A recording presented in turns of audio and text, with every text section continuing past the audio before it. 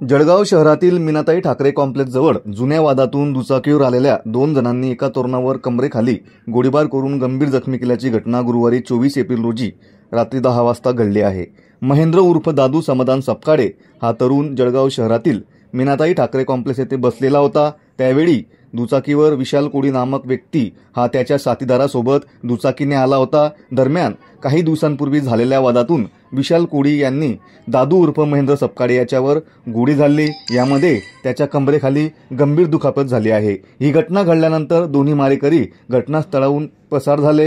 ही घटना घडल्यानंतर रामानंदनगर पोलीस ठाण्याचे पोलीस कर्मचारी तसेच अपर पोलीस अधीक्षक अशोक नखाते आणि उपविभागीय पोलीस अधिकारी संदीप गावित यांनी घटनास्थळी जाऊन पंचनामा केला। यावेळी या ठिकाणी 2 फायरिंग केल्याचे बोलले जात आहे। जखमी झालेला महेंद्र सपकाळे याला शासकीय वैद्यकीय महाविद्यालयात उपचारासाठी दाखल करण्यात आले असून या ठिकाणी देखील मोठा पोलिसांचा बंदोबस्त ठेवण्यात आला होता। दरम्यान जखमी आणि संशयित आरोपी हे दोघे जण गुन्हेगारी प्रवृत्तीचे असल्याची माहिती विश्वसनीय सूत्रांकडून मिळाली आहे।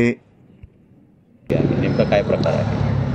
आज रामानंदनगर पोलीस स्टेशनच्या हद्दीमध्ये जळगावमध्ये गुलमोहर कॉलनीत मीनाताई ठाकरे कॉम्प्लेक्सच्या एरियामध्ये आज रात्री साधारण 9:40च्या दरम्यान महेंद्र सपकाळे या युवकाच्या पायावर गोळी मारलेली आहे। त्याच्यात त्याच्या सांगण्याप्रमाणे 5 ते 6 जण होते। त्यांची आता ओळख पटवण्याचं काम सुरू आहे। त्यांना मी सिव्हिल हॉस्पिटलमध्ये इकडे आणलेलं आहे। त्यांच्यावर ट्रीटमेंट सुरू आहे। त्याच्या उजव्या मांडीमध्ये हिप बोनच्या तिथं गोळी लागलेली आहे, तिथं आतमध्येच आहे बुलेट। आणि एक गोळी लागलेली, एक गोळी आम्हाला स्पॉटवर सापडलेली आहे, पूर्ण जिवंत गोळी। बाकीचा आता तपास सुरू आहे। आरोपींना शोधण्यासाठी आमचे लोकल क्राईम ब्रँच आणि पोलीस स्टेशनचे DB पथक रवाना झालेले आहे। आरोपी मिळाल्यानंतर आणखीन तपासामध्ये क्लिअर होईल। किती राऊंड फायर झाले? एक गोळी त्याला लागलेली आहे हे प्रथमदर्शनी दिसत आहे आणि एक स्पॉटवर पडलेली होती राऊंड।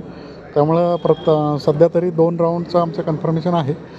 तपासामध्ये आता यांच्या स्टेटमेंटमध्ये किंवा आरोपीचे सापडल्यानंतर आपल्याला नेमकं कळेल आणि किती राऊंड फायर झालेले आहेत। नंतर बाकीचे काही प्रत्यक्षदर्शी साक्षीदार आहेत, त्यांच्या जबाबामधूनही आपल्याला माहिती होईल की नेमकं तिथे काय घटना घडलेली आहे पूर्ण।